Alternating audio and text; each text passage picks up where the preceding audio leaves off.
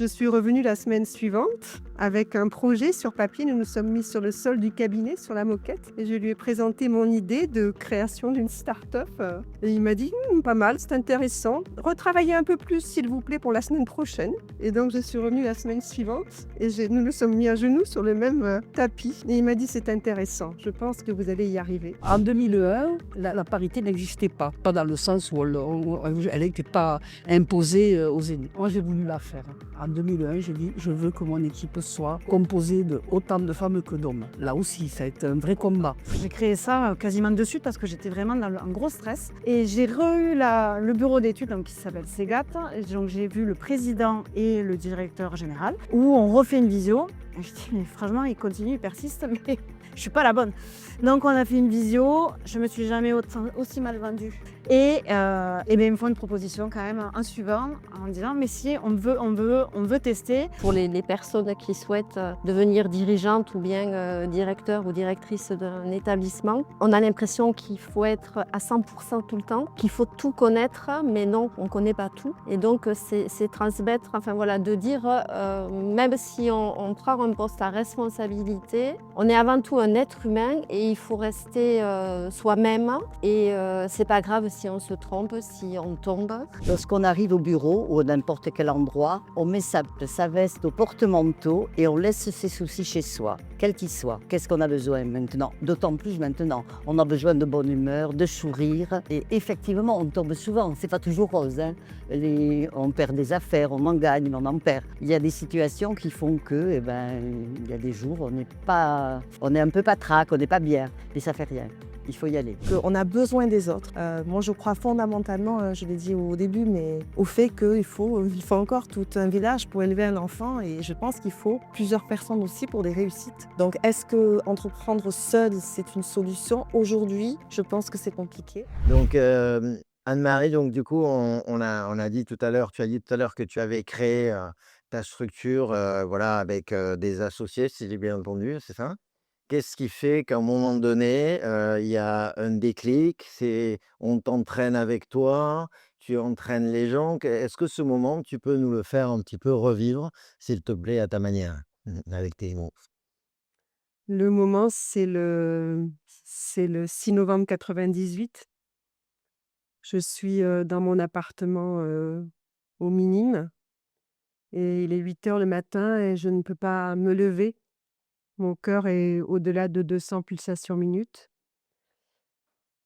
Donc je rampe sur le sol de mon appartement et j'attrape le téléphone, j'appelle mes parents et je leur dis, enfin j'appelle maman et je lui demande si elle peut venir parce que ça va pas bien, et donc elle me dit: «Tu restes couché sur le sol, tu ne bouges pas et je serai là dans 2 heures.» 2 heures après, le SAMU me transporte au CHU de Purpan. On fait des examens pendant plusieurs semaines et effectivement mon cœur dysfonctionne totalement et n'arrive pas à ralentir malgré tous les bienfaits qu'on lui prodigue, et parallèlement à ça, c'est étonnant parce que j'ai pas de malformation ou d'étiologie. Donc je suis placée en centre de réadaptation cardiaque à Beaumont-de-Lomagne, à partir du début décembre. J'y passe 1 mois. Je réapprends à marcher 40 centimètres par jour de plus. Donc je me lève de mon fauteuil roulant à la fin de la 2e semaine à peu près, et je perds un poids considérable, et quelques mois après, on comprend en fait, j'ai décompensé très brutalement. Le 6 mars 98, j'ai fait une violente dépression au réveil qui a créé un désordre généralisé dans mon organisme. Donc je passe plusieurs mois avant de pouvoir reprendre le travail à mi-temps. Je reprends le travail à mi-temps en juin l'année suivante et je démarre un long travail de psychothérapie pour comprendre ce qui s'est passé et pourquoi j'ai décompensé si brutalement. Et ce travail de psychothérapie me fait travailler mon enfance, mon adolescence, le début de mon âge adulte, et m'emmène ensuite à un travail d'analyse que je fais toujours à Toulouse, un des liens les plus forts que j'ai avec Toulouse. Donc je suis en 25e année d'analyse avec un incroyable professeur toulousain, et la question que je lui ai posée lorsque nous avons démarré est: «Monsieur, allez-vous arriver à me guérir?» Et la réponse qu'il m'a faite, c'est: Anne-Marie, nous allons non seulement vous guérir, mais nous allons vous rendre beaucoup plus forte que tout ce que vous pouvez imaginer à ce jour. Ce sera long et on va travailler beaucoup. Préparez vos boîtes de mouchoirs. Et donc, j'ai pleuré beaucoup depuis 25 ans et aussi beaucoup souri et je me suis construite. Et dans les premiers pas de construction, il y a eu le retour au travail à France Télécom à l'époque, juste avant la vague des suicides. Donc c'était pas la période la plus confortable psychologiquement pour quelqu'un qui revenait d'une grosse dépression. Mais bon, c'était OK. Mais assez vite, mon parcours analytique, m'a fait, arriver, sur mes limites de raisonnement et je suis arrivée un jour devant mon thérapeute et je lui ai dit: «Monsieur, je ne me sens pas bien dans cette entreprise. Vraiment, je ne sais pas ce qu'il y a. Il y a quelque chose, qui fait que je n'arrive pas à me sentir bien. Je pense qu'elle est trop grande ou quelque chose ne va pas».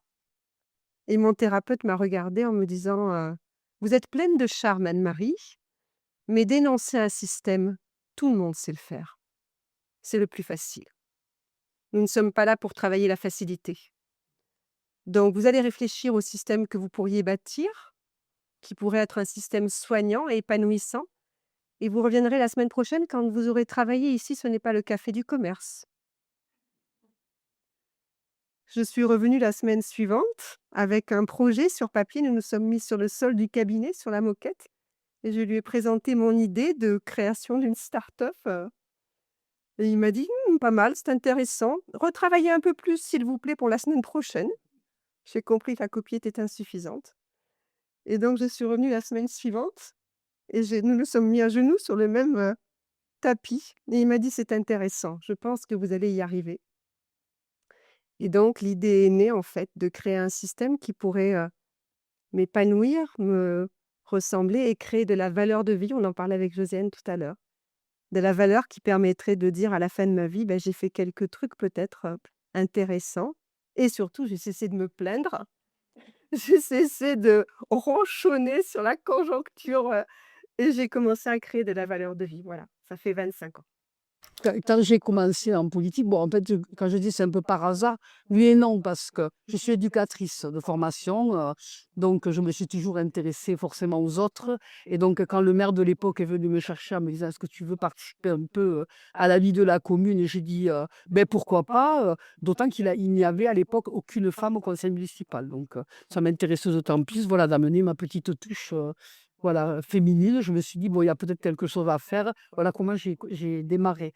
Alors je disais quand on en a discuté ensemble avec toi, je disais, bon, j'ai passé, 2 mandats donc, à apprendre, hein, à voir comment ça se passait, et à me «former» entre guillemets parce que c'est important aussi, voilà d'avoir ce temps de formation, et puis quand je me suis présentée en 2001, c'est que le maire s'arrêtait, hein, donc il m'a demandé si je voulais prendre la suite, donc OK, tous mes collègues étaient d'accord et je disais j'étais contente de dire: «Ah, je vais me présenter une femme». En plus, je trouvais que c'était, voilà, bien. Je pensais que j'allais être accueillie pas les bras ouverts, mais enfin, voilà, de façon assez sympa, hein, une femme mère et cetera. Pas du tout, pas du tout. Et alors je disais à Stéphane: «Le pire, je ne sais pas si vous allez me croire, mais le pire avec moi, ça a été les femmes». J'ai eu un accueil vraiment très froid de la part des femmes qui arrêtaient pas de me dire: «Mais enfin, tu as 4 enfants, qu'est-ce que tu vas foutre là, quoi? Voilà, chacun a sa place, tu n'as rien à faire, là-dedans». Et je suis, peut-être un peu naïve parce que j'ai été très surprise de cette réaction. Mais elles ont été très dures avec moi, plus que les hommes, hein, plus que les hommes. Bon, j'ai été élue quand même, hein. Il y avait 3 listes, hein, et Renaud, 3 listes. Bon, j'ai été élue et voilà, bon, ça a démarré et je trouve que, bon, en 2001, la parité n'existait pas. Enfin, pas dans le sens où elle n'était pas imposée aux aînés. Moi, j'ai voulu la faire, hein. En 2001, j'ai dit: «Je veux que mon équipe soit composée de autant de femmes que d'hommes». Là aussi, ça a été un vrai combat, y compris avec les hommes qui étaient dans ma liste, qui me disaient: «Elles ont autre chose à faire». J'avais encore ce discours-là. «Elles ont autre chose à faire, tu vas pas en trouver, elles vont pas vouloir venir, gna gna gna». Enfin bon, le discours un peu qu'on entend encore, aujourd'hui, même si les choses ont un peu évolué. Voilà, j'ai fait une liste complètement paritaire à l'époque. Il y avait autant de femmes que d'hommes. Et en 2001? En 2001? oui, en 2001, alors qu'elle n'était pas obligatoire. Voilà. Et je suis très contente d'avoir réussi ça parce qu'on s'est rendu compte, tous, y compris les hommes, de l'apport que c'était d'être dans la parité, dans la mixité. Voilà. Autant pour nous, les femmes, que pour eux, les hommes. Voilà. On s'est tous apportés mutuellement. On travaillait dans le même sens, forcément, parce que quand on constitue une équipe municipale, on trouve des gens qui ont les mêmes valeurs que nous, forcément, pour mieux travailler ensemble et apporter voilà, un plus à nos habitants. Et en fait, donc, on s'est rendu compte qu'on avait les mêmes objectifs, mais pas la même façon d'aborder les choses. Voilà. Et du coup, ça a été très complémentaire. Et très, très vite, tout le monde a reconnu que c'était vraiment une très belle chose d'avoir insisté pour faire une liste avec la parité qui représentait autant les hommes que les femmes. Alors, je suis très fière de ça. Je m'attache aujourd'hui et même les années précédentes, moi, je suis très attachée à la transmission. Je me dis que nous, en tant que femmes, qu'on soit chef d'entreprise ou qu'on soit élu, on a vu la progression 6%, 30% aujourd'hui, mais on a encore quand même du chemin à faire.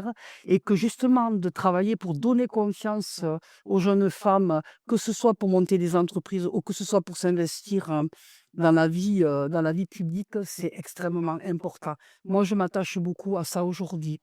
Et ce que je voulais vous dire aussi, parce que ça m'a beaucoup touchée, c'est que on fait beaucoup de sacrifices quand on est chef d'entreprise ou quand on est élu, parce que je dis souvent, parfois on ne s'appartient plus. On appartient aux autres. Moi, je le verbalise comme ça. On appartient aux autres, notamment en politique sûrement, mais je pense qu'on doit être pareil quand on est chef d'entreprise. Et j'avais 4 enfants, donc comme je vous ai dit, et je me suis toujours culpabilisée, comme sûrement beaucoup d'entre nous, pour savoir voilà, comment mes enfants vivaient cet engagement que j'avais, parce que ça prend du temps, parce que c'est parfois beaucoup de sacrifices, et parfois on s'occupe même un peu plus des autres que des siens. Et aujourd'hui, les enfants, bon, qui sont grands maintenant, puisque le plus petit a 30 ans et la plus grande 40, quand je leur pose la question, me disent: «Et non maman, ce que tu as fait, ça nous a beaucoup enrichis et aujourd'hui on a beaucoup appris à travers, tes activités et du coup, il faut surtout pas se culpabiliser» et moi, c'est ce message que j'essaye de transmettre, aux jeunes générations. Je dis: «Il faut pas hésiter à y aller» parce que vous savez, je passe un peu du coq à l'âne, mais il y a ce syndrome de l'imposture aujourd'hui, chez beaucoup de femmes, hein. On appelle ça comme ça, hein, je ne sais pas si vous en avez entendu parler, mais le syndrome de l'imposture, c'est de dire, «C'est pas pour nous». On ne va pas y arriver, on n'est pas capable. Aujourd'hui, on se rend compte que quand une femme postule à un poste à responsabilité, il faut qu'elle soit à peu près convaincue qu'elle est capable à 95 d'accéder à ce poste-là. Ce qui n'est pas du tout le cas des hommes, qui eux, même s'ils ne sont pas du tout compétents, ils vont quand même postuler. Je vais plutôt rebondir sur ce que disait Sabine sur la partie confiance en soi et autres, parce que donc, moi j'ai fait un parcours long, 18 ans dans une boîte où franchement, zone de confort parfaite. Un petit changement de structure qui m'a fait perdre totalement confiance en moi, on va se le dire, et j'ai eu Je me un rappelle. ouais, tu te rappelles bien, donc un bon down, on va dire, dans la vie, qui a pas duré longtemps parce que j'ai rebondi vite grâce à un architecte toulousain qui m'a mis en contact avec l'entreprise dans laquelle je suis. Et juste Ouais, un architecte, c'est un grand homme. un grand homme, oui. Du coup, il m'a dit: «Oui, il y a un bureau d'études qui cherche quelqu'un pour prendre l'agence Occitanie». J'ai fait: «C'est très, très gentil, mais c'est pas du tout mon profil, on verra bien». Donc j'ai essayé Syndrome de l'imposture. vraiment je l'ai alors puissance, Ça te donne raison. complètement, parce que j'ai passé j'ai eu le directeur général à l'époque au téléphone. On se parle, très, très sympa, mais j'avais regardé le profil de toutes les personnes qui avaient quand même des postes à responsabilité dans cette structure et je n'avais absolument rien à voir avec eux. Donc pas du tout le même profil, pas du tout les mêmes études, et donc j'ai dit: «Bon écoutez, c'est très gentil de m'avoir appelé, d'avoir fait le petit côté très empathique de m'appeler, mais je comprends bien qu'on ne pourra jamais se mettre d'accord». Et il a été très surpris, il me dit: «Bah, pourquoi vous dites ça?» Je fais: «Bah, parce que je ressemble pas du tout à personne. J'ai pas du tout le même parcours, je vais rien vous apporter en fait». vraiment. Heu et on raccroche. Je lui dis: «Bon, beh, écoute, il va falloir que tu cherches». Donc à ce moment-là, comme j'étais quand même un peu en panique de ne pas trouver de travail, je suis un peu une angoissée, une stressée et que l'immobilier, c'était pas forcément le meilleur moment à ce moment-là, j'ai dit: «Qu'est-ce que je vais faire?» Donc j'ai créé une petite structure, d'AMO, plutôt juridique parce que je connaissais quand même tous les promoteurs de Toulouse.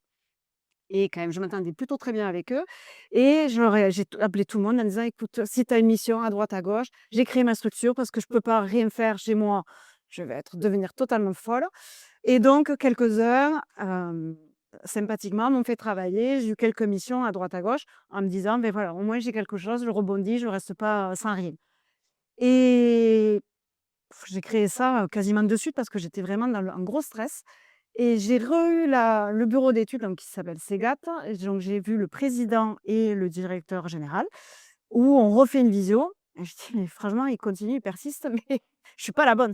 Donc on a fait une visio, je me suis jamais autant aussi mal vendue. Vraiment, je suis vraiment nulle et beh, ils me font une proposition quand même en suivant, en disant: «Mais si, on veut tester, pas le même profil, tu as pas le même profil, mais à Toulouse, tu es implantée, toulousaine pure souche. Tu connais, ben oui, les personnes avec qui on veut travailler, c'est les élus, avec qui je travaille depuis quand même très longtemps, les promoteurs, les structures privées ou publiques», donc c'était très large et j'avais une facilité, on va dire, à plutôt, appeler, prendre mon téléphone, prendre des rendez-vous. Je suis pas trop embêtée là-dessus. Je suis pas trop gênée là-dessus. Je suis gênée sur la capacité à faire, mais pas prendre mon téléphone et donc du coup, voilà comment j'ai atterri, chez Segat, en septembre 23. Heu, une petite structure à Toulouse, on était 3. Là, on est 15. Donc ça fait un bon gap et au bout d'un an, ils ont envie de me proposer, d'intégrer, on va dire, le capital à une petite dose. Donc là, à nouveau, j'ai refait la même. «Vous êtes sûrs?» Donc ça, c'est typique. Donc je commence à m'arrêter un peu parce que sinon je vais les saouler et voilà, donc voilà pourquoi où j'en suis, maintenant, à la Ségat mais le syndrome d'imposture me poursuit quand même, Lydie, donc tu le diriges aujourd'hui, tu disais: «Je suis passé de 3 à 15». oui. Tu as fait un parcours plus long, hein, dans une autre entreprise et un petit passage court dans une autre. Quels sont tes outils? Comment tu vois le management aujourd'hui? Quel est ton esprit de délégation et d'accompagnement par rapport à Alors moi, j'ai une vision alors ultra empathique, plus on va dire, ça c'est ma nature donc de base, enfin en termes d'entreprise, mais aussi, humainement donc c'est comme ça, enfin je peux pas me changer. Je serais plutôt très maternante au départ, à faire beaucoup confiance quand même, hein, à déléguer, à vouloir déléguer, mais il faut pas que ma confiance soit trop entachée parce que sinon là, je commence à être pas très, très sympa, faut dire. Pas un petit dragon, mais pas loin. Donc je peux passer par, plusieurs étapes, mais franchement, au départ, je suis, enfin voilà, ultra maternelle, à vouloir aider tout le monde, à vouloir embarquer tout le monde. Je suis vraiment, on est tous enfin, moi, ma vision des choses, mais après il y en a une que je connais dans la pièce et qui me connaît assez, où, enfin, il y a pas de niveau chez moi. On est tous au même niveau, on a tous besoin les uns des autres pour y arriver. C'est pas parce que moi je suis la directrice d'agence que, sans moi, la barque va tomber, mais c'est plutôt, ceux qui produisent, qui font rentrer de l'argent aussi dont j'ai besoin. Donc c'est vraiment un rôle d'équipe où on fonctionne tous ensemble, enfin, on est tous chevilles les uns des autres. Donc je suis plutôt dans cet esprit-là que d'aller, toi enfin avoir, comme des strates où je suis vraiment pas pour les strates en fait. Mais je suis vraiment pour, prendre une mayonnaise complète, tous ensemble parce qu'on a besoin, les uns des autres. Moi j'ai besoin d'eux, ils ont besoin de moi donc on voit enfin moi l'agence elle existait sans moi. Mais c'est vrai qu'on n'avait pas peut-être cette vision-là client, et chiffre d'affaires. Du coup, moi, mon petit plus, c'est d'amener ça, mais ceux qui font le chiffre, c'est ceux qui produisent et donc c'est mes collègues, donc je n'en ai jamais besoin. Donc voilà, mais voilà, je suis plutôt dans l'extrême empathie de tout. Ce qui peut des fois me gâcher la vie en termes perso parce que je peux le prendre en puissance, énorme et de prendre tout le malheur du monde sur mes épaules et régulièrement, donc des fois ça à la fin de la journée, on est plutôt épuisé, mais contente, donc ça va. Moi, je pourrais plutôt peut-être parler, enfin des 2 si tu veux, hein, mais surtout des agents parce que, en fait, on m'a un peu identifiée comme, une je dirais, je sais pas comment dire, mais un peu de spécialiste des RH. C'est pas du tout mon domaine, vous l'avez vu dans mon parcours, mais j'aime ça. J'aime beaucoup, la relation à l'autre et j'aime beaucoup les relations humaines, même si elles sont complexes et même si elles se complexifient, aujourd'hui. Au département, dont on a 7 000 agents, ce qui n'est pas une mince affaire. Ouais, à la mairie, donc, on en a une centaine, communauté de communes aussi, 150. Bon, c'est vraiment comme des petites entreprises, hein. Et en fait, moi, je suis très attachée, à la qualité de vie au travail. Je travaille beaucoup avec des agents, et donc forcément, les organisations syndicales sur ces sujets de qualité de vie au travail. On sent que les choses ont évolué. Je ne sais pas si vous le voyez, vous, dans votre management au quotidien, mais on sent que les choses ont évolué, notamment au moment de la pandémie. Il y a beaucoup la relation au travail s'est modifiée. Alors, je ne dis pas que c'est mieux ou c'est moins bien, j'en sais C'est la rien. question que j'allais te poser, ouais. On verra, ouais, c'est différent. Et aujourd'hui, je pense que les gens, ils sont aussi attachés, au sens que l'on donne à son travail. Ce qui est Ça différent, rejoint, c'est la recherche de sens. ouais, moi je crois.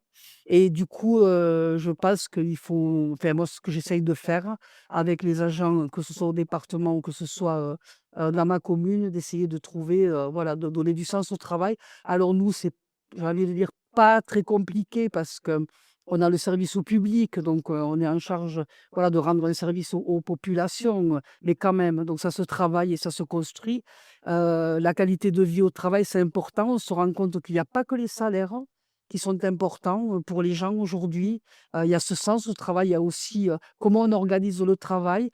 Moi, par exemple, sur la mairie, je leur ai proposé de travailler, on n'a pas mis en place le télétravail, parce qu'on a abordé ce sujet, parce que ça fait partie aussi aujourd'hui, de la qualité de vie au travail. Il y a beaucoup d'agents qui parfois peuvent ou de salariés qui demandent le télétravail, d'après ce que j'entends, et ce que je peux dire.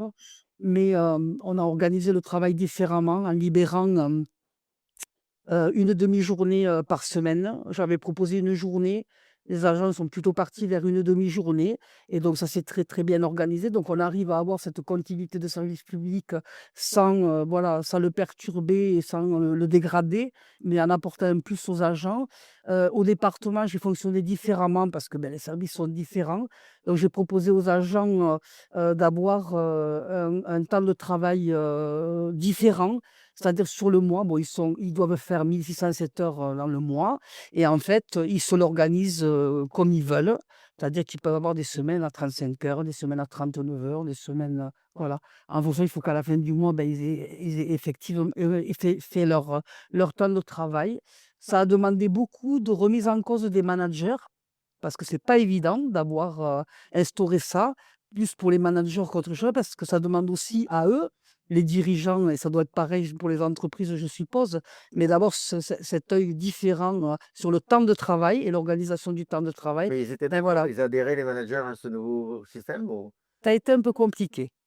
D'accord. Ça a été un peu compliqué parce que ça demande, voilà, une approche différente, une gymnastique particulière et comme, tu le disais, il faut avoir confiance, aux agents, aux salariés, hein, en l'occurrence, nous, ce sont des agents, on les appelle comme ça. Donc il faut avoir confiance aux agents parce que ils organisent leur temps de travail, voilà, comme, ils le veulent et en même temps, il faut avoir confiance parce qu'il faut assurer le service. Il est hors de question qu'on dégrade le service, à la population, donc il faut à la fois assurer le service. Et nous, au département, bon, on a des missions qui sont là, je pense aux enfants, à l'ASE, aux personnes âgées, et cetera. Donc, voilà, on ne peut pas tout se permettre, mais ça fonctionne très bien. Mais c'est vraiment une autre manière, d'aborder le travail et le temps de travail qui demande une adaptation. Aujourd'hui, on a mis ça, ça fait 2 ans qu'on travaille de cette manière-là au département, par exemple, de la Haute-Garonne. Et aujourd'hui, les managers envoient les résultats positifs. Voilà, même si ça a été un peu compliqué, à mettre en œuvre. Toi, tes outils de management, tes outils pour fédérer. Alors, nous, on a bâti notre entreprise sur l'amour des 3 associés. On a décidé de créer cette entreprise, pas du tout pour faire fortune. Ça, c'est pas un truc qui nous intéresse dans la vie. On a décidé de créer cette boîte parce qu'on voulait travailler ensemble et avoir la joie de passer des années de travail ensemble en toute liberté. La liberté, c'est important pour les entrepreneurs. J'ai oublié de te demander, Anne-Marie, tu pas trop la pression de passer après les 3? c'était juste, quoi. Donc, cette boîte, elle est basée sur l'amour au départ et ça, c'est ça, ça fait une entreprise familiale comme on sent, chez Odos, c'est chouette comme culture. Hem, on a donc posé au départ la première chose qu'on a fait, c'est de poser les valeurs. Donc les valeurs, c'est le le mode d'emploi de l'entreprise. Donc c'est les valeurs des associés fondateurs, c'est performance et bienveillance.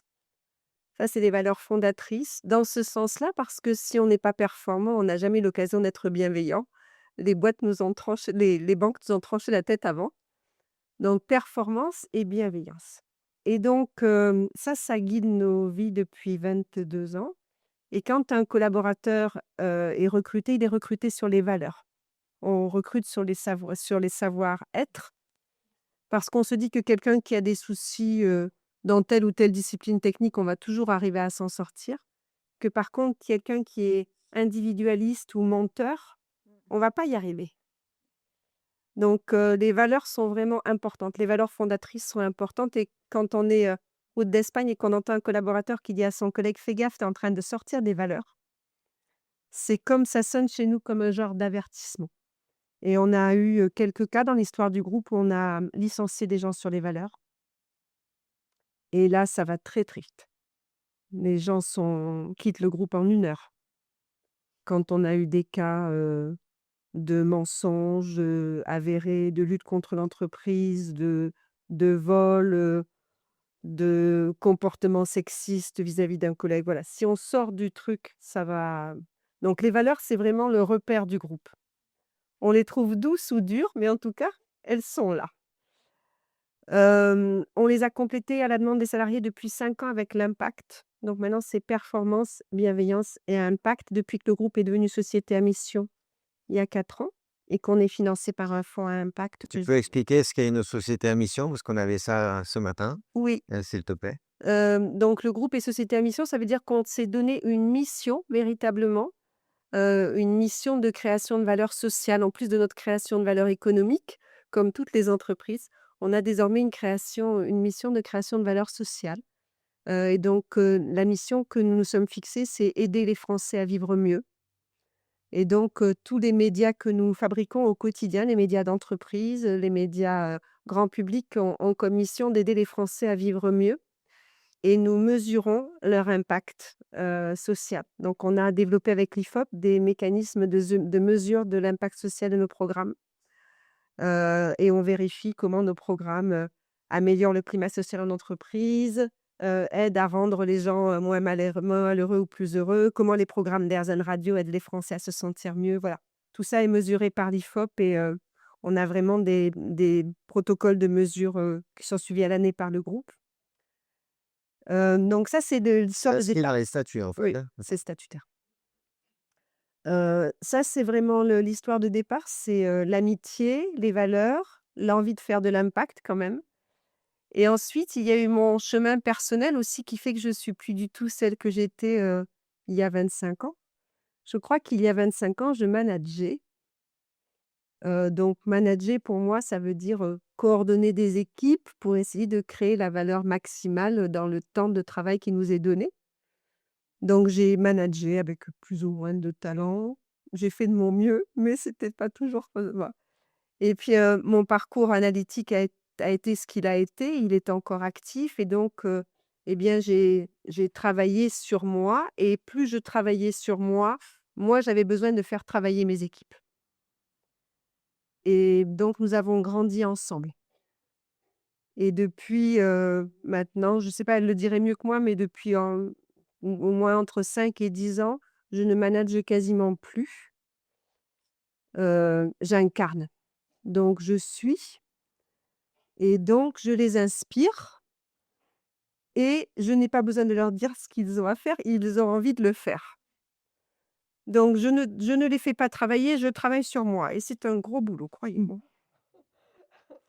Et voilà donc j'ai une discipline, redoutable pour travailler sur moi. Depuis, le comportement positif, le choix des mots positifs, voilà, tout ça est très, très discipliné chez moi.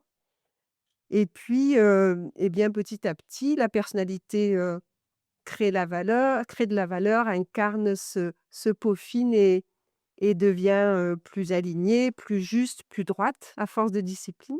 Bien sûr, je chute 10 fois par jour, mais ça repart. Voilà et j'ai partagé aux équipes le travail que je faisais. Donc maintenant, quand je prononce des mots négatifs, ce qui m'arrive encore assez régulièrement, j'ai toujours quelqu'un qui va sourire dans la pièce en me disant: «Là», je dis: «Bon, OK, on y retourne», voilà.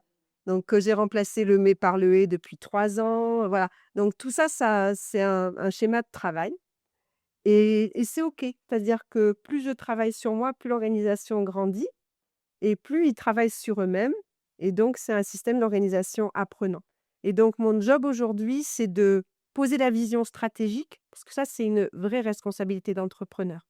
On ne peut pas demander à des équipes de poser la vision stratégique. Il y a trop de risques financiers. Les gros investissements d'une mairie, on ne demande pas à des collaborateurs de les faire. Quand il faut prendre des risques, il faut prendre des risques.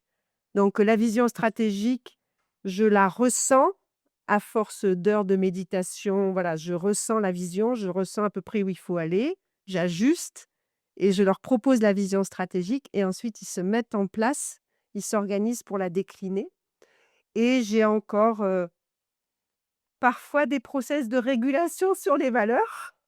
Donc là, je fais un peu de management de régulation quand il y a des sorties de route sur les valeurs ou quand ça patine un peu parce que l'organisation est en train de se complexifier toute seule. La semaine dernière, on a eu une petite discussion sur la technocratie que j'ai observée. Voilà, donc mais c'est des processus de management régulatif aujourd'hui. Et voilà, donc une fois que les valeurs sont posées, ça pose les valeurs, la vision stratégique, on déroule le plan stratégique et puis on fait de la régulation et surtout, on travaille sur soi parce que c'est plus intéressant pour les équipes, je pense, que de les faire travailler. T'habilles, qui s'occupe de toi? Personne. Moi, je le dis clairement, personne. Et j'ai eu une remarque, vous savez, dans une vie d'élu, on a des moments heureux, beaucoup, heureusement, mais aussi on a des moments douloureux, parce qu'on accompagne la vie des gens dans ces moments aussi difficiles. Je ne vais pas vous faire pleurer, mais ce matin, par exemple, j'étais au collège de Verfeil, puisqu'il y a un monsieur qui a eu de 50 ans, qui a eu un arrêt cardiaque sur son lieu de travail, donc il a fallu aller sur place pour faire remonter le moral, c'est même pas le mot, mais accompagner les équipes dans ces moments difficiles. Et, donc, il y avait on a fait venir donc des psychologues pour accompagner l'équipe et on a fait ce qu'on avait à faire et à la fin de la matinée, la psychologue qui est intervenue, elle me dit: «Et vous, qui s'occupe de vous?» Et je lui ai dit: «Personne». Et elle m'a dit: «Eh ben, vous devriez faire attention quand même», parce que c'est vrai que et ça m'a C'est ce que je fait voulais te dire. beaucoup réfléchir. C'est pour ça que je dis: «On a peut-être besoin», envie que je réfléchisse On va se voir parce que en off, là. parce qu'en fait, on encaisse beaucoup de choses, hein, enfin moi dans ma mission, vraiment beaucoup de choses, peut-être parfois difficiles et on fait. Voilà, parce que c'est comme ça, hein, on fait Refaire. parce qu'il faut le faire et voilà. C'est quoi la Mais tête en dans fait, personne ne s'occupe de c'est nous. quoi la tête dans le guidon? Ben oui, enfin la tête dans le guidon, oui, on peut le dire comme ça, mais parce que, ça fait partie, de la mission. Enfin, on Ça fait partie de la méthode de ne pas s'occuper de soi? non, d'accompagner les gens, voilà, mais non, mais oui, mais tu as raison, mais oui, J'ai pas raison. non, mais si, parce que ce matin, elle m'a fait réfléchir. Allons, je Voilà, ça a dit allez ce me matin, chercher une chaise la longue, là, psychologue, Fanny, on va quand elle m'a parler. dit «Mais vous, qui s'occupe de vous?» Je me suis dit: «Mais personne». Et je me suis dit: «Mais c'est vrai, en fait». J'ai dit: «Parce que quand je rentre à la maison, je ne vais pas saouler José, mon compagnon, parce que le pauvre, il n'est pas là non plus pour être le réceptacle de toutes mes émotions». Mais c'est vrai que c'est difficile de partager ses émotions, avec ou le compagnon ou je sais pas, du coup, on se garde beaucoup, beaucoup, beaucoup de choses, on absorbe beaucoup de On a choses. personne à te proposer. Je me plains pas, mais c'est elle, ce matin, la psychologue, ça m'a fait réagir. J'ai dit: «Ben oui, c'est vrai, personne, nous, on fait comment, avec Quelle, quelle, hein?» quelle, quelle, Ben non, on n'y pense pas, hein. Ça fait partie eh, des choses. Voilà. quelle transparence quand même. C'est dingue, hein? C'est beau, hein? Ouais, c'est beau. C'est très beau. Euh, Lydie, c'est Lydie qui s'occupe de toi? Je veux pas nos Non, non, confidences. tu Hem, professionnellement, je trouve que enfin, moi, j'ai un président avec qui, je m'entends, hyper bien, donc je peux énormément partager. C'est lui qui est. Ouais, enfin, je pense que c'est, très, donnant-donnant. Donc quand vraiment, il y a un gros, bazar, qui m'est arrivé sur les bras parce qu'il me les a donnés, hein, souvent il m'a fait une passe, rapide et quand ça fait un gros surplus, on peut vraiment échanger, donc ça me fait du bien au niveau travail parce que c'est quelqu'un qui peut me comprendre parce qu'il a exactement les mêmes problématiques que moi et donc je peux échanger. Donc sur le travail, c'est vraiment quelque chose sur lequel je peux m'appuyer aujourd'hui où c'est quand même, pratique, on va dire, et ça me fait, pas lâcher les vannes, mais au moins, ça me permet moi qui suis hypersensible, ça peut vite me monter quand même, donc je peux lâcher au moins, je peux voilà, je peux m'énerver rapidement avec lui, ça va passer, je sais une fois que je l'ai dit, c'est fini, mais au moins j'ai pu évacuer la chose.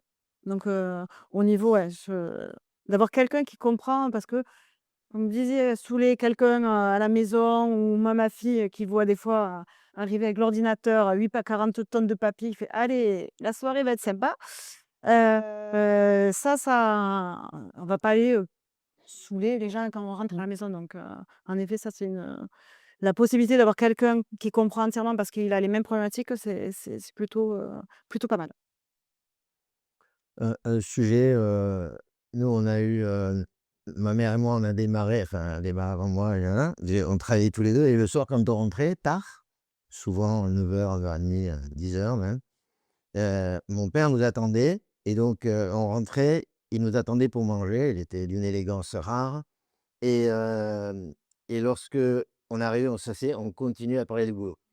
Et un jour, il s'est arrêté, il a dit: «Bon, C'est sympa. il y a un truc qui va plus pouvoir se passer là. C'est que soit vous rentrez tôt, et enfin, il y a un truc qui peut plus être compatible». 6 mois après, ma mère me demandait d'embaucher mon père. C'est une solution radicale pour pouvoir parler, continuer à parler. Donc sachez que j'ai embauché mon père un jour. Pour régler le problème. Et du coup, il est rentré aussi tard que nous, et on faisait tout sans manger, et on continuait à discuter du boulot. Qu'est-ce que ça veut dire la transmission, Tania? Qu'est-ce que c'est pour toi, ton quotidien de transmission? Est-ce qu'il est, puisque tu es, on va le voir dans la com, est-ce que c'est transmettre d'abord quand tu te lèves le matin à tes collaborateurs, à tes clients, ou est-ce que c'est un ensemble, ou est-ce que c'est dans ton ADN de transmettre, tout simplement? Transmettre, c'est vrai que c'est, quand tu m'as posé cette question, quand tu m'as parlé du thème, j'avoue que c'est pas des questions que je me suis souvent posées. Je sais pas si consciemment j'ai cette façon de penser mon travail en me disant: «Je vais transmettre quelque chose». En fait, je crois que c'est inné chez moi dans le sens où, ce que j'essaie, de transmettre tous les matins et ce pourquoi je me lève, c'est me dire, «Je vais être le rayon de soleil de quelqu'un une fois dans ma journée». Donc ça peut être mon client parfois, ça peut être de ma famille, dont mon ex-mari est ici, là-bas, au fond. Ça peut être, un client, ça peut être, c'est très différent à chaque fois. Mais, moi, pour moi, transmettre, c'est ça. C'est quand on est dirigeante, en fait, ce n'est pas qu'une machine économique, c'est pas un bilan, c'est pas un chiffre d'affaires qu'on laisse à la fin de la journée. Ce ne sont pas que des objectifs, c'est vraiment, un espoir parfois, un combat souvent. C'est aussi transmettre, quand on tombe, on peut se relever. Moi, je suis tombée plein de fois. J'ai traversé plein de crises, je tombe encore régulièrement et si aujourd'hui je devais conscientiser ce que veut dire transmettre, je crois que c'est 2 choses. Un, se dire que, il faut tomber. C'est indispensable, il faut que tout le monde en ait conscience. Pour tomber, c'est la seule façon de se relever, c'est de pouvoir tomber et je pense que si je pouvais transmettre quelque chose, c'est à mes équipes, en tout cas au quotidien, c'est de se dire: parfois, effectivement, on tombe, mais on se relève» et ça, c'est le premier truc que je veux transmettre, qui est important pour moi et le second, c'est, mon associé qui dit ça souvent, c'est kiffer et en fait, c'est important, on oublie, c'est important, c'est compliqué, c'est difficile de diriger, c'est difficile de manager. C'est aujourd'hui, on traverse encore une crise économique qui est pas simple et on peut kiffer encore et je pense que voilà, si on peut transmettre ça aux autres, kiffez, soyez contents, prenez du plaisir, souriez, parce que oui, c'est difficile, mais quand même, c'est chouette, pour reprendre, ton terme? Patricia. J'aurais dit à peu près la même chose, hein. C'est vrai que, moi, quand j'arrive au travail le matin, alors on ne transmet pas que aux collaborateurs, je pense qu'on le transmet tout au long de notre journée à notre famille, à nos enfants. Mais en ce qui concerne les collaborateurs, c'est déjà, même s'il y a des difficultés, au quotidien, parce que moi, dans mon travail et certainement aussi dans le travail de chacun, on rencontre, des difficultés, des problèmes au quotidien. C'est, de toujours, transmettre, bon, alors on fait quoi? On se pose, on trouve la solution, mais toujours sans stress, essayer de voilà, de ne pas, en fait, ajouter de stress à la situation. Transmettre la bonne humeur aussi, la bienveillance. Et aussi, transmettre, enfin dire qu'au final, on n'est que des êtres humains, on a tous droit à l'erreur et c'est pas parce qu'on fait une erreur que c'est un échec. Donc ça, c'est important, surtout quand on est, enfin pour les personnes qui souhaitent, devenir dirigeantes ou bien, directeur ou directrice d'un établissement. On a l'impression qu'il faut être à 100 tout le temps, qu'il faut tout connaître, mais non, on ne connaît pas tout.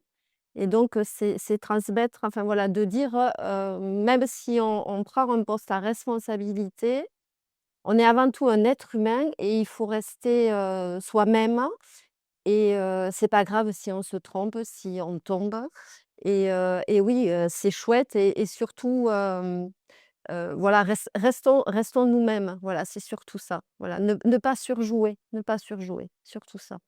Josiane, Odos. Moi, j'ai transmis et je continue, et j'espère pour mes équipes, enfin pour les gens qui sont avec moi de temps en temps, que je continue. Je transmets mon énergie le matin, ma vitalité, ma bonne humeur, parce que je pense que j'arrive le matin de bonne humeur, même si de temps en temps, le matin, mais l'arthrose est là, il y a des petits soucis. Et je pense que j'ai toujours été comme ça parce que j'aime les gens, j'ai beaucoup d'empathie pour les gens. Donc, j'ai envie et je transmets effectivement mon énergie. Je pense que c'est vrai et j'ai une habitude, enfin je dis, lorsqu'on arrive au bureau ou à n'importe quel endroit, on met sa veste au porte-manteau et on laisse ses soucis chez soi, quels qu'ils soient. Donc, qu'est-ce qu'on a besoin maintenant? D'autant plus maintenant, on a besoin de bonne humeur, de sourire et effectivement, on tombe souvent, c'est pas toujours rose, hein. On perd des affaires, on en gagne, mais on en perd. Enfin, il y a des situations qui font que, eh ben, il y a des jours, on est un peu patraque, on n'est pas bien, mais ça fait rien. Il faut y aller. Il faut y aller, il faut garder sa bonne humeur, il faut être, sympa, il faut sourire et le sourire. Il y a quelqu'un qui disait tout à l'heure, enfin une participante, qui disait qu'elle, manageait par avec le sourire et c'est vrai. Je trouve qu'un sourire déjà, c'est pas très cher, ça coûte rien et sourire, quelqu'un que l'on voit arriver avec le sourire, c'est merveilleux, c'est fantastique. Alors j'essaie et j'espère qu'ils vont pas vous contredire, que je leur ai transmis ma bonne humeur, ma vitalité, n'est-ce Marie? Voilà, et je pense que c'est vrai, c'est une chose qui est très dure, mais bon, ça fait partie, du management et du leadership. Voilà. Qu'est-ce que vous mettez en place pour que les codes soient partageables, pour que vous puissiez manager ensemble? Quelle est la démarche? Est-ce qu'il y a un process? Comment vous fonctionnez tous les 2? Au début, c'est le bordel. Enfin, faut dire ce qui est, au début, c'est compliqué.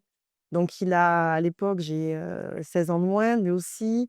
Je vous l'ai dit tout à l'heure, pas la même génération, pas les mêmes façons de manager. Lui, il devait venir, mais il n'a pas pu être là, donc tant pis pour lui. Il avait un management plutôt assez autoritaire. Un management un peu dans les codes historiques du pouvoir et du management en France. Ça, c'est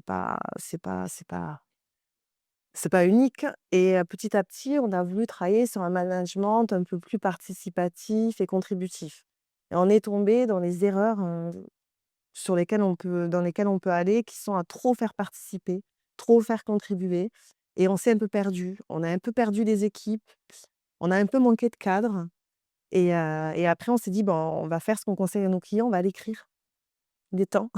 Donc on a écrit nos valeurs, on a écrit nos raisons d'être, on a écrit notre charte. Et on a écrit un peu trop. On a eu une période où on a réduit et finalement pour arriver un peu comme vous disiez tout à l'heure, à très peu de valeurs, mais des valeurs qui sont importantes pour nous, qui sont, tout est possible. Venez avec des solutions. Si vous venez dans mon bureau, vous m'apportez une solution, vous réfléchissez solution et pas problème. Ça, c'était une de nos premières valeurs. Donc, penser solution. La deuxième, j'en ai parlé tout à l'heure, mais c'était l'optimisme. Pour nous, c'est très important. Ça s'appelle Big Happy. C'est pas pour rien. C'est très, très important de se dire que quoi qu'il arrive, il y a toujours un bon côté. Et ça, vraiment, mon parcours le prouve tous les jours. Même si on a des cartes qui sont pas forcément bonnes au début, quand on démarre sa vie, on n'a pas les bonnes cartes. Dans un jeu de cartes, il y a des bonnes surprises. Et moi, j'ai eu des bonnes surprises et j'ai eu parfois des as et puis parfois des 2. Bon, mais selon le jeu, le 2 est bon, l'as non, ça dépend des jeux.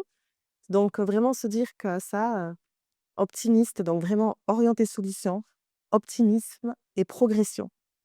C'est une des valeurs qu'on essaie de partager et c'est ce qu'on a mis en place aussi, c'est essayer de faire progresser, l'autre, le mettre au cœur vraiment de sa façon de travailler. C'est pas si simple, c'est facile à dire, c'est beaucoup plus difficile à incarner. Et moi, je suis métisse, donc je viens d'une partie de moi est africaine et on nous apprend, que pour élever un enfant, il faut tout un village et en fait, c'est ce qu'on essaie d'enseigner à notre équipe. C'est que pour faire une équipe, il faut tous les autres.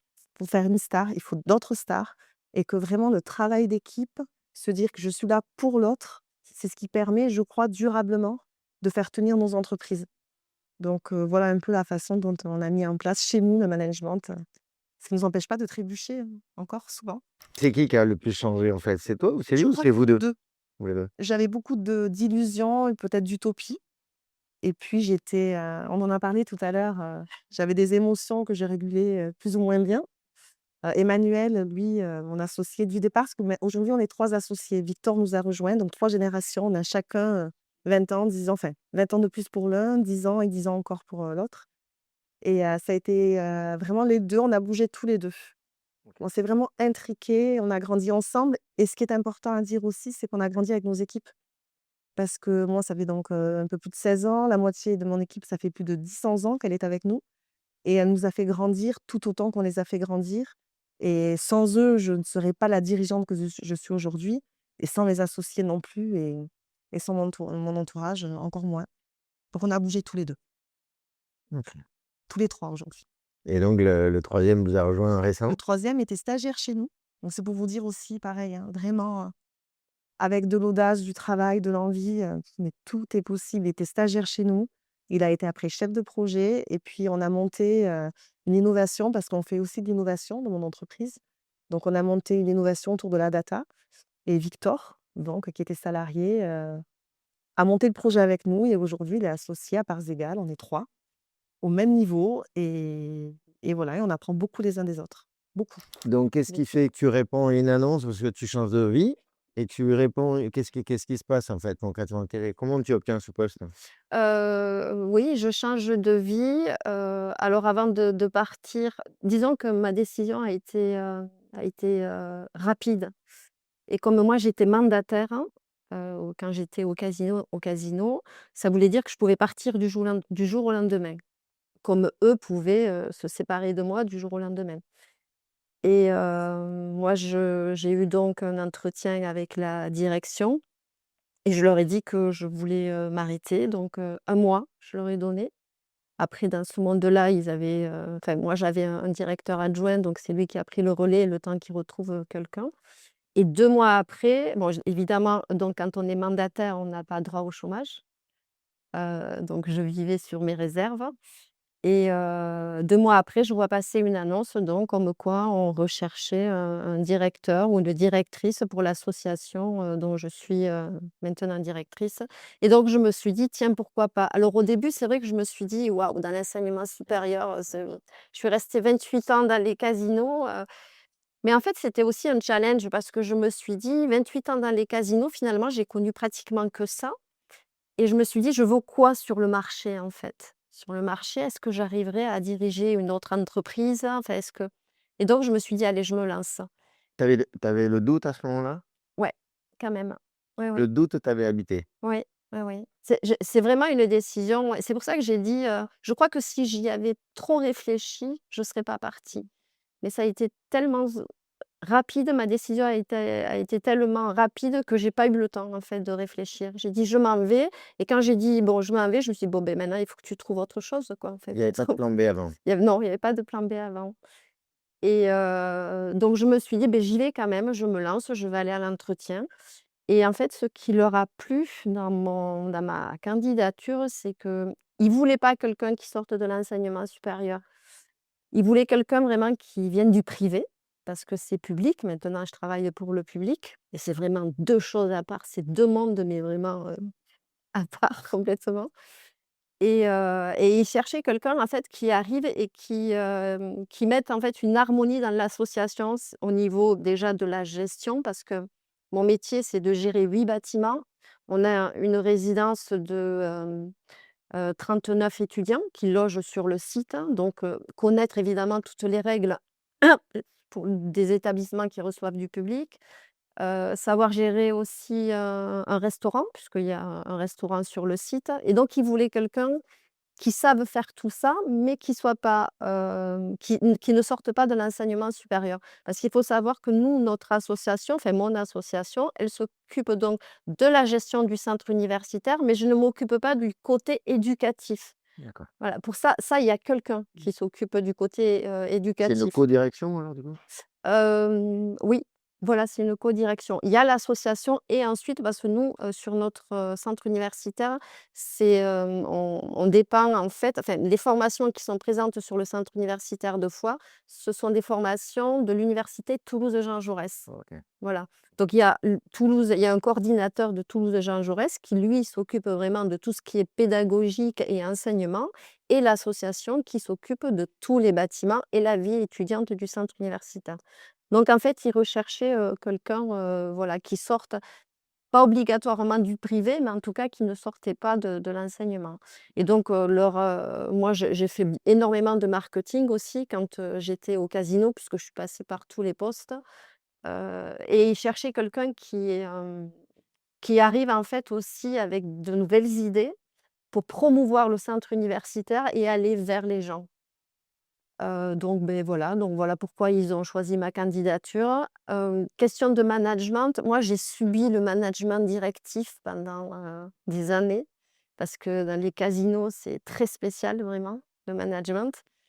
Et je voulais surtout pas reproduire ça. Moi, j'ai plutôt un management de confiance. Je fais énormément confiance à mes collaborateurs. Et bien sûr, un management d'exigence aussi, parce que, quand on est à la tête d'une entreprise, ou bien d'un établissement, il faut être exigeant avec des codes et des valeurs. Mais, moi, je dirais que je suis plus, dans les échanges, l'écoute, hein. Je parle beaucoup. Tous les matins, j'arrive, c'est 7 heures du matin parce que j'aime commencer en même temps que mon équipe. J'arrive à 7 heures, on boit le café ensemble, on prend un quart d'heure, on dit: «Bon, qu'est-ce qu'il y a aujourd'hui? Est-ce qu'il y a eu vous avez rencontré des problèmes?» Voilà, c'est vraiment des échanges, et tout au long de la journée, je sais que je vais voir régulièrement mon équipe pour voir si tout va bien. Est-ce que même les idées, si j'ai des idées, je les partage avec eux et je veux connaître aussi leurs idées. Et puis ce qui est important aussi, c'est valoriser leurs compétences également. La valorisation du collaborateur est très importante dans une entreprise. Plus on les valorise et plus ils vont donner. Donc, enfin, c'est comme ça que je fonctionne. Donc, voilà, c'est vraiment un management, collaboratif et soucieux en fait du bien-être, voilà, de chaque collaborateur. Josiane alors, Odos, comment tu le structures? Parce que tu démarres comment et qu'est-ce Dé qui se passe? Parce que Déjà, tu je démarre seule, donc il faut aller, chercher des clients, il faut aller chercher des fournisseurs, mais bon, seule. Tu sais comment ça a démarré, donc il faut avoir au moins une assistante qui est là tant que je vais chercher des clients. Il faut quelqu'un qui réponde au téléphone, donc j'essaie de me structurer comme ça et d'embaucher un premier commercial, en sachant que j'avais un fils à qui j'avais demandé de faire déjà de la prospection. Très tôt, je l'ai envoyé faire de la prospection. Je faisais des petits catalogues et il allait chercher des clients, taper à toutes les portes. Mais bon, comme je n'avais pas, véritablement fait de publicité, j'en avais fait même pas du tout. Il fallait bien qu'on ait nos premiers clients. Donc, j'ai commencé par une petite assistante, après un commercial avec la participation. Et là, c'était surtout, un peu l'écoute, on essayait de donner des conseils, enfin, j'essayais de f de le former, mais c'était enfin, c'est difficile parce que quand on est seul, c'est assez difficile. Il y avait pas d'associé, il y avait rien, on part toute seule. Donc petit à petit, c'est la confiance. Pour moi, c'est la confiance, c'est l'autonomie, c'est effectivement des valeurs comme, être enfin être bien, enfin, qu'il soit bien dans sa peau, bien dans sa tête, qu'il soit honnête. Voilà. Mais est-ce qu'en termes d'organisation, tu as essayé de reproduire Tissot? Ah ben, c'est-à-dire, quand Quel je était suis ton état ben, d'esprit, mon état d'esprit, j'étais toute par seule? quand je suis partie toute seule, je pensais effectivement, copier ce que j'avais fait chez Tissot. Parce qu'il faut savoir que c'est moi qui avais monté tout ce qui était ce qu'on appelle maintenant chez nous, les assistantes commerciales. Donc, j'avais créé tout le fichier chez Tissot. Je m'étais occupée des commerciaux, c'est-à-dire que nous faisions, comme nous faisons ici, désolé, juste en vitesse, la presse. Donc les informations, on les sortait par la presse, on allait voir les architectes, on faisait des manifestations d'architectes régulièrement. On faisait des manifestations dont je m'étais dit: «Tissot, de toute façon, voulait arrêter le mobilier de bureau, donc j'allais prendre la continuité» et c'est ce que j'ai fait. Donc j'ai voulu une assistante à qui j'ai appris à faire la presse, après un commercial, enfin voilà. J'ai voulu retranscrire ce que j'avais mené à bien chez Tissot, absolument. Et c'est ce que j'ai fait, c'est ce que si vous êtes là, c'est effectivement grâce à mon fils, mais toutes ces manifestations, tout ce qu'il y a chez Odos actuellement, c'est ce que j'ai ramené il y a plus de 40 ans de chez Tissot. En 72, je commençais donc ma carrière. En 73, je m'occupais effectivement de tout ce qui était la presse. On lisait la presse, on envoyait les commerciaux sur les affaires, on allait voir d'études, les architectes. Absolument ce que j'ai fait, ce que j'ai reproduit. Ce que j'avais fait chez Tissot, je l'ai reproduit chez Odos. Et j'ai donné à Stéphane, petit à petit, a appris la suite. Voilà, et c'est pour ça que nous sommes là 40 ans après. Et comment tu as su que ça allait être là et comment tu fais pour te réaliser dans le plaisir? Mmh. Hem, Ce qui me plaît dans le métier que je fais actuellement, c'est qu'avant je travaillais avec des clients, maintenant je travaille avec des étudiants parce que je m'occupe de toute la vie étudiante et vraiment c'est fabuleux. Nous, on a principalement des masters sur le site, donc des jeunes adultes et ils sont formidables. J'ai découvert en fait, les jeunes vraiment en travaillant sur le centre universitaire.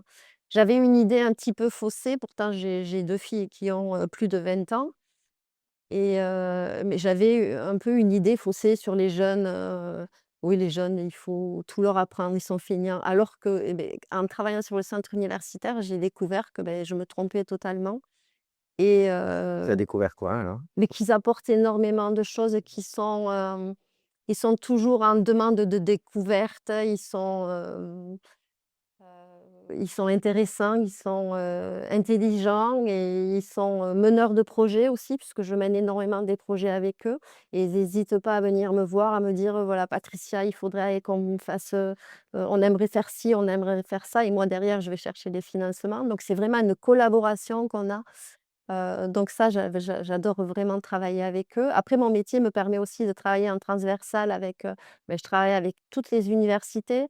Je travaille avec, la région, le conseil départemental, parce que c'est quand même le conseil départemental qui finance une grosse partie du centre universitaire. Donc j'ai appris à connaître un petit peu ce monde, à la fois public et politique aussi. Parce que moi, mon président, c'est la maire de Foix, enfin l'ancienne maire de Foix. Donc j'ai appris en fait dans le privé, l'objectif, c'était les résultats. C'était vraiment, le résultat financier, c'est ce qui était, le plus important. Dans un centre universitaire, ce qui est important, c'est en fait l'attractivité du centre et l'attractivité du territoire. En fait, s'implanter dans ce territoire. Donc c'est vraiment 2 objectifs différents et donc la pression n'est pas du tout la même.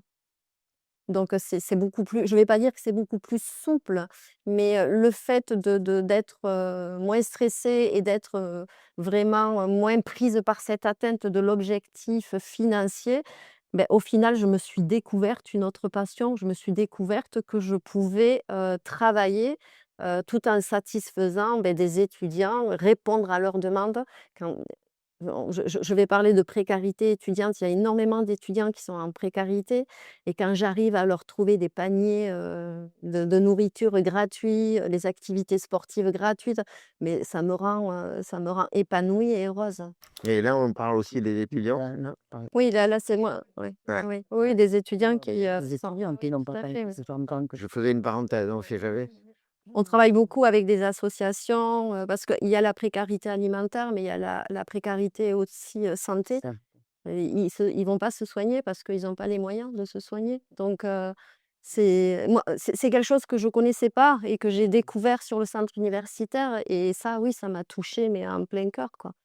Mais comment, Peut-être qu'une façon effectivement de participer, c'est peut-être de déplacer le débat. Vous l'avez dit tout à l'heure et c'est assez juste, on a une vision assez faussée finalement des jeunes qui nous entourent. Oui.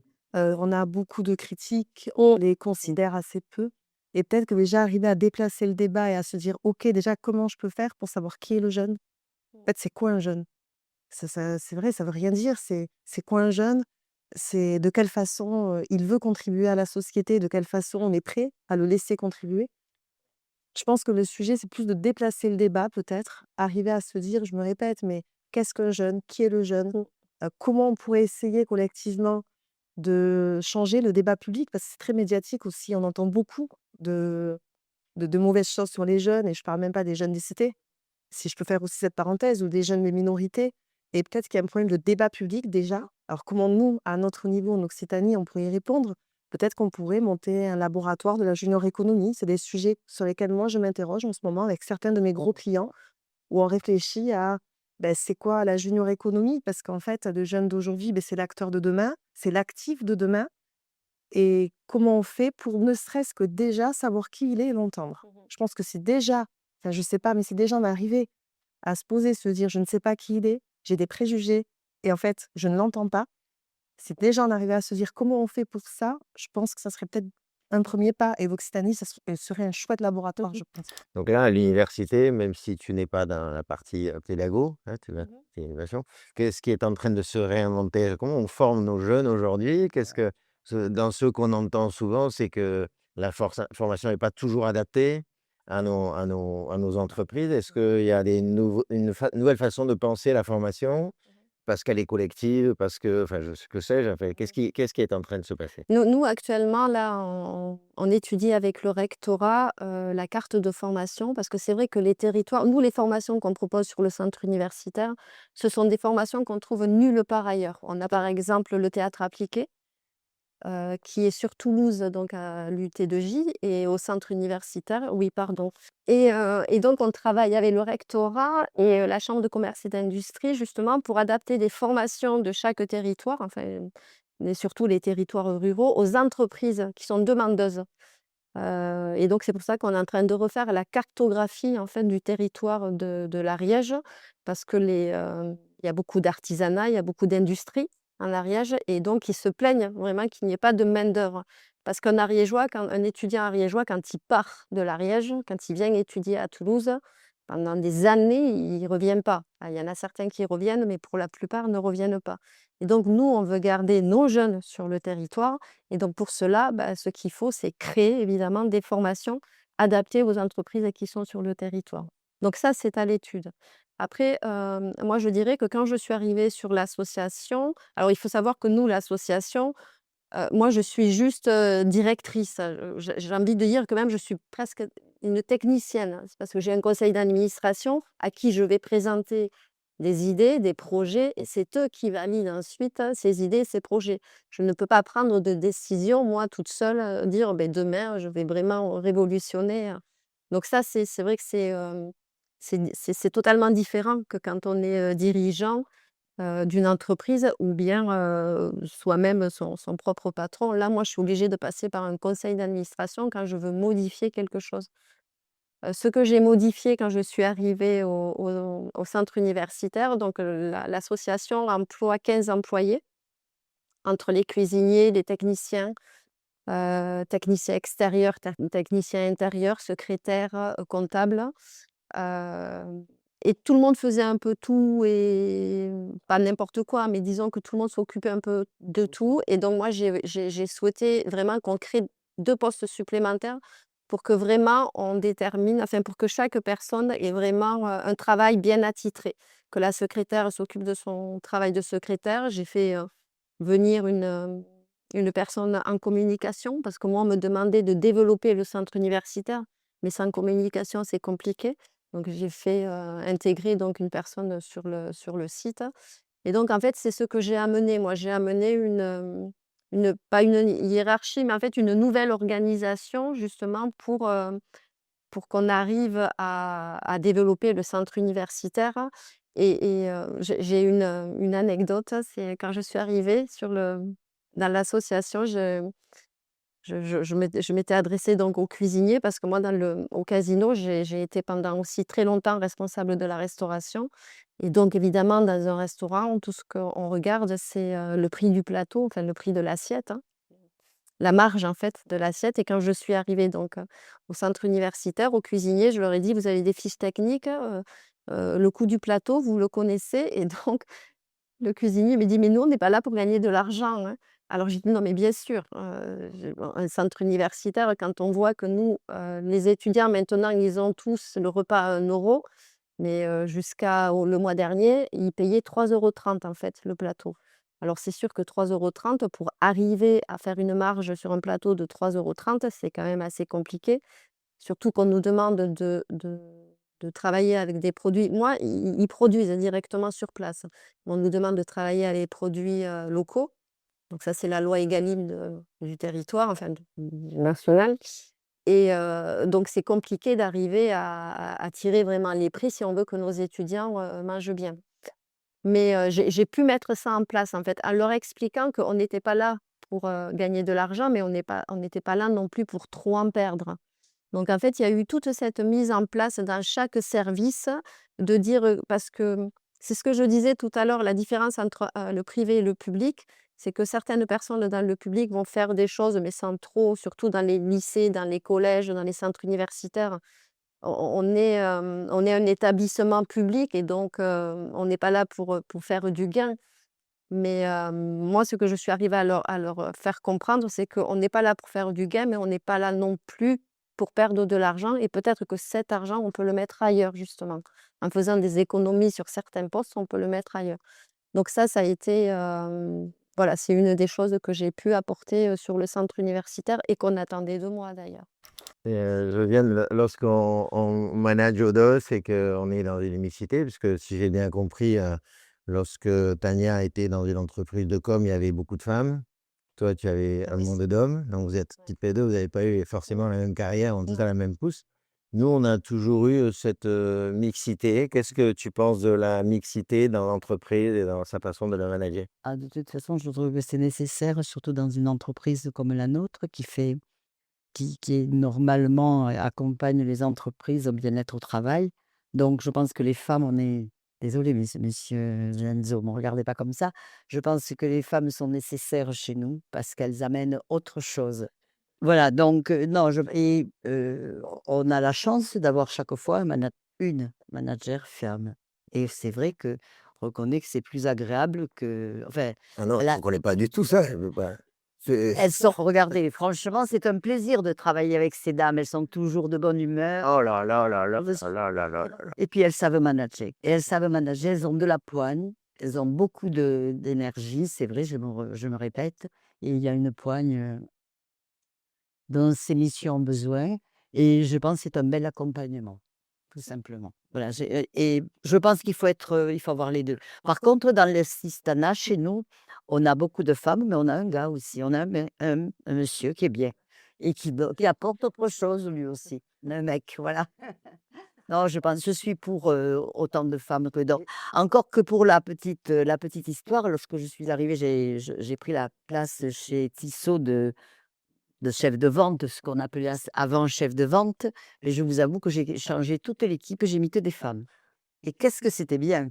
Là, on a amené une énergie, c'était une énergie, mais alors c'était vraiment, c'était bien. Franchement, c'était bien. Non, Si tu avais un conseil à donner aujourd'hui pour démarrer à manager une boîte, tu penses qu'il faut démarrer tout seul? Tu penses qu'il faut s'associer? Tu penses qu'il faut… Je pense que seul, c'est difficile. Je le disais tout à l'heure, tout est possible, mais seul, c'est compliqué et encore plus aujourd'hui. Faut rappeler quand même, on a On a vécu la crise de 2008, de 2013-14, 2019-20 et là, on est dans une crise, d'une ampleur et d'une violence, phénoménale. Alors oui, il faut entreprendre, bien sûr, toujours. Il y a de la place pour les entreprises, il y a des places pour il y a surtout un parterre de femmes, donc je dis, il y a de la place pour les entrepreneuses, évidemment, mais seul, c'est compliqué. Je pense que seul, c'est dur, qu'on a besoin des autres. Moi, je crois fondamentalement, je l'ai dit au début, mais au fait qu'il faut encore tout un village pour élever un enfant et je pense qu'il faut plusieurs personnes aussi pour des réussites. Donc est-ce que entreprendre seul, c'est une solution? Aujourd'hui, je pense que c'est compliqué et si je devais, voilà, conseiller aux femmes que j'ai en face de moi qui se posent la question d'entreprendre, déjà, oui, faites-le. Déjà, oui, vous pouvez. L'ambition, c'est pas une honte. Ça aussi, c'est quelque chose qui a évolué. On peut être puissante, on peut être exigeante, on peut être humaine. Je vais d'ailleurs dire un gros mot. On a le droit d'utiliser l'intelligence émotionnelle, parce que c'est un gros mot aujourd'hui. Ouais. On a le droit. On peut être forte et vulnérable. Il n'y a pas de problème. On tombera, vous tomberez, mais déjà, entreprenez. Et deux, bon, pour répondre à ta question directement, n'ayez pas peur de partager, n'ayez pas peur de choisir quelqu'un avec qui le faire. Moi, on m'a dit: «Mais t'es folle, tu le connais pas», la première fois. Bon, mais ça a duré 17 ans et la deuxième fois, on m'a dit ça: «Tu en as déjà un, t'en mets un autre, mais je le referai demain 100 fois». Mes associés sont exceptionnels, vraiment. J'ai la chance d'avoir 2 associés au top, des collaborateurs, super. Enfin, c'est à refaire. Je referai pareil et peut-être qu'un jour même, d'autres rejoindront notre actionnariat, peut-être. OK. Josiane, on fait des codir depuis Alors 35 là, ans. nous, on collabore avec nos managers, tous les deux, avec nos managers, on collabore. Franchement, on échange énormément. Je crois que chaque entité a son manager déjà. Et c'est vrai que nous, on échange des idées tous les mois, on fait des codires. Donc, c'est participatif et tout le monde, on a tous des sujets, chacun on les met sur les tableaux et on les traite les uns après les autres. Donc je pense que c'est bien. Partir alors mesdames, c'est vrai, il faut créer, c'est sûr. Moi, après l'association, associée véritablement, je suis qu'avec mon fils, donc ça s'est passé bien. Mais on n'a eu qu'une seule expérience et ça s'est pas bien passé. Parce que je crois que pour être associé, ben il y a, je sais pas. Oui, c'est Je une mayonnaise. moi je c'est un vaste sujet, c'est un Tout à autre fait. sujet, je pense, voilà. Je me le dis très honnêtement, donc par contre, je repartirais toute seule s'il le fallait. Alors maintenant, peut-être pas, hein? D'accord, non mais c'est dur, ça a été très dur, mais après il faut s'en puis je savais quand même qu'il allait arriver aussi, ça ouais, bon, j'étais un peu faussée. Mais après, c'est aussi s'entourer de bons collaborateurs, enfin des collaborateurs qui sont, comme nous les choisissons nous, qui ont nos mêmes valeurs, c'est ce que je disais tout à l'heure et je trouve que c'est très important. Moi, je suis désolée, mais je suis vachement heureuse avec tous ces gens qui m'entourent parce qu'ils sont franchement, nous avons de très bons collaborateurs.